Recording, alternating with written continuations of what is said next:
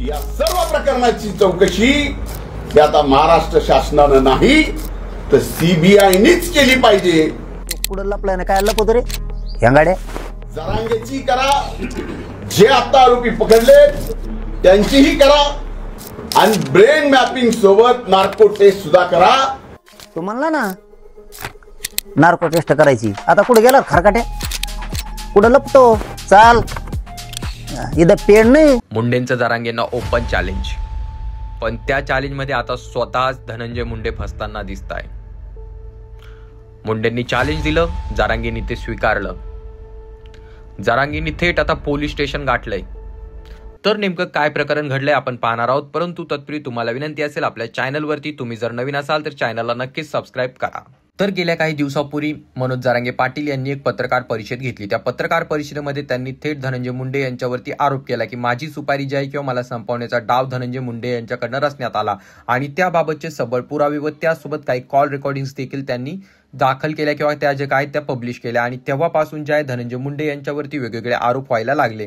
धनंजय मुंडे यांच्यावरती आरोप होत असताना त्या ठिकाणी त्यांनी देखील पत्रकार परिषद घेतली. पत्रकार परिषद घेतात आणि त्या ठिकाणी सांगतात माझ्यावरती जो काय गुन्हेगारीचा ठपका ठेवण्यात आलाय तो पूर्णपणे खोटा आहे. तर सर्वात अगोदर पहा धनंजय मुंडे काय म्हणतात.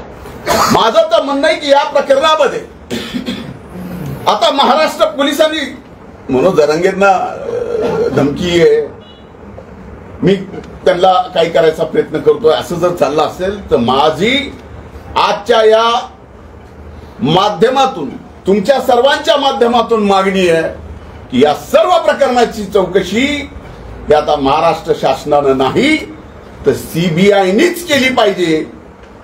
आणि याच्या पलीकडे जाऊन सांगतो, तर माझ्या मनात जरी असं पाप आलं असेल, कुणाला मारायचं, कुणाला थापड मारायची, कॅम्पिंग कुणाला काही करायचं, तर माझी ब्रेन मॅपिंग करा. माझ्या ब्रेन मॅपिंग सोबत जरांगेची करा, जे आता आरोपी पकडले त्यांचीही करा आणि ब्रेन मॅपिंग सोबत नार्को टेस्ट सुद्धा करा.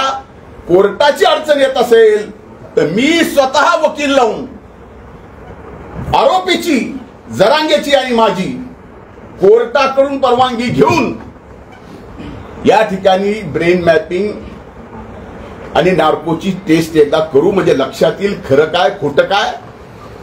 उठायचं आणि एखाद्याला बदनाम करायचं. धनंजय मुंडे सरळ सरळ या ठिकाणी सांगतात की माझ्यावरती जे काय आरोप करण्यात आले ते संपूर्णच्या संपूर्ण आरोप खोटे आहेत आणि त्यामुळे मी नार्को टेस्ट करण्यासाठी समोर जातोय आणि मी ओपनली चॅलेंज देतोय की जर मी खोटारडा असेल तर माझी ब्रेन मॅपिंग, नार्को टेस्ट या संपूर्ण टेस्ट करण्यात याव्या. आणि यासाठी जर कोर्टाची अडचण येत असेल तर मी स्वतः वकील लावून त्या ठिकाणी पैसे लावतो आणि मी कोर्टातून केस लढून यासाठी परवानगी घेतो. अशा प्रकारचं त्या ठिकाणी ते ओपन चॅलेंज देतात आणि त्यानंतर त्यांचं हे जे चॅलेंज आहे स्वीकारलं जातं कोणाकडनं, तर थेट मनोज जरांगे पाटील यांच्याकडनं. तर मनोज जरांगे पाटील त्या ठिकाणी पत्रकार परिषद घेतात आणि ते काय म्हणतात पहा. आता या ठिकाणी मनोज जरांगे पाटील यांनी चॅलेंज स्वीकारला आणि त्यानंतर ते थेट बीडचे जे पोलीस अधीक्षक आहेत किंवा जालन्याचे जे पोलीस अधीक्षक आहेत यांच्याकडे जातात आणि त्या ठिकाणी पत्र देतात आणि सांगतात की माझी नार्को टेस्ट करण्यात यावी आणि त्याचसोबत धनंजय मुंडे यांची देखील नार्को टेस्ट करण्यात यावी. जर मला संपविण्याचा डाव धनंजय मुंडे यांच्याकडनं रचण्यात आला याबाबत जर मी आरोप करतोय, खोटं बोलतोय, तर माझी बिंदास नार्को टेस्ट करा. आणि त्यानंतर जे आहे होतं काय की मनोज जरांगे पाटील यांनी दिलेल्या त्या पत्रानंतर जे आहे आता लोकांना असं वाटतं की धनंजय मुंडे आता समोर येतील आणि ते देखील नार्को टेस्टसाठी समोर जातील. परंतु तेव्हापासून धनंजय मुंडे यांच्याकडनं कुठल्याही प्रकारचं पत्र किंवा कुठल्याही प्रकारची पत्रकार परिषद घेण्यात नाही आली आणि तेव्हापासून जे आहे धनंजय मुंडे हे जे आहे चॅलेंज देऊन फसले की काय असं बोललं जात आहे. आणि दुसरी महत्वाची भूमिका म्हणजे गेल्या काही दिवसापूर्वी जे आहे धनंजय मुंडे यांच्या अवतीभोवती गाजलेलं प्रकरण म्हणजे वाल्मिक कराड. वाल्मिक कराडचं जे प्रकरण होतं जवळपास 3 ते 4 महिने गाजलं होतं. त्यामध्ये जे आहे सरपंच संतोष देशमुख यांची हत्या करण्यात आली होती आणि या संपूर्ण गोष्टींचे आरोप जे आहे धनंजय मुंडे यांच्यावरती करण्यात आले होते. त्यासोबत महादेव मुंडे असतील, अशा अनेक प्रकरण आहेत ज्यामध्ये धनंजय मुंडे यांचं कुठे ना कुठे नाव घेण्यात आलं आणि त्यामुळे आता जे आहे मनोज जरांगे पाटील यांना संपविण्याचा जो डाव रचण्यात आलाय किंवा मनोज जरांगे पाटील यांना संपविण्यासाठी जे काय प्रकरण समोर निघून आले आणि त्यामध्ये ज्या कॉल रेकॉर्डिंग्स वगैरे समोर निघून आल्यात, ज्या काही मनोज जरांगे पाटील यांनी समोर ठेवल्यात, त्या संपूर्णच्या संपूर्ण समोर आल्यामुळे जे आता सर्वांची बोट जे आहेत धनंजय मुंडे यांच्यावर उठलेले आहेत. त्यांनी जो गेल्या काही 3-4 महिने पूर्वी जो काही पिक्चर त्यांनी दाखविला होता संपूर्ण महाराष्ट्राला वाल्मिक करारचा, त्यामुळे त्यांच्याकडे सर्वांच्या नजरा वळलेल्या आहेत. कारण धनंजय मुंडे यांनी जे आहे वाल्मिक करार याचा पिक्चर डायरेक्ट केला होता असं बोललं जातं. त्या प्रकरणामध्ये धनंजय मुंडे यांनी तो पिक्चर डायरेक्ट केला की नाही या गोष्टी बाजूला राहिल्या, परंतु ते कोणत्या साईटने होते हे देखील पाहणं महत्वाचं होतं. आणि त्यामुळे जे आहे धनंजय मुंडे यांच्याकडे संशयाच्या नजरा पुन्हा आता वळताना दिसत आहे.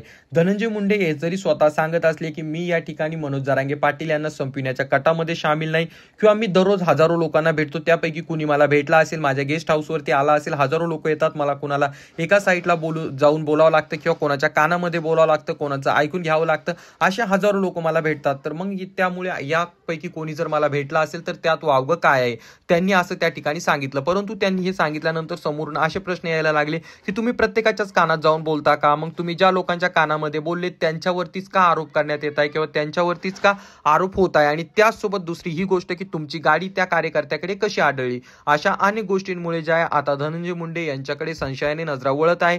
आणि आता धनंजय मुंडे नार्को टेस्टसाठी किंवा ब्रेन मॅपिंगसाठी स्वतःहून समोर जातात की नाही, किंवा फक्त हवेमध्ये गोळी चालविल्यासारखं त्यांनी केलंय, आता हे आपल्याला पाहायला मिळेल.